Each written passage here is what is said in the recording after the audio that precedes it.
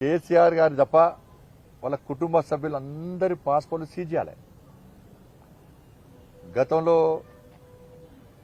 ఉన్నటువంటి ఇప్పుడు ఓడిపోయినటువంటి మాజీ శాసనసభ్యులు కానీ మాజీ మంత్రుల యొక్క పాస్పోర్ట్ కూడా సీజ్ చేయాలి, స్వాధీనం చేసుకోవాలి. ప్రజలాస్తులు దోసుకున్నారు, ప్రభుత్వాస్తులు దోసుకున్నారు. ఎంత అరాచకం! అబ్బబ్బబ్బబ్బా!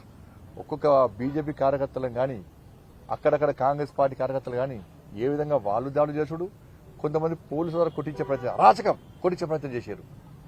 పొట్టు దోసుకున్నారు. వాళ్ళ అవినీతిని అక్రమాలను ప్రశ్నిస్తే దొంగ కేసులు బనాయించారు. ఇప్పుడు ఏం చేస్తారు? ఇప్పుడు కానీ రేవంత్ రెడ్డి గారు నమ్మకం ఉంది, పక్కా ఈ పాస్పోర్ట్లను సీజ్ చేయించండి దయచేసి, లేకుంటే దొంగలు పారిపోతారు. వీళ్ళు బిల్లా మొత్తం మూటమని చదువుకున్నారు. ఎక్కడ విచారణ ప్రారంభిస్తే తొందర దేశం వేరే దేశాల్లో మారిపోయే ప్రమాదం ఉంది. వీళ్ళు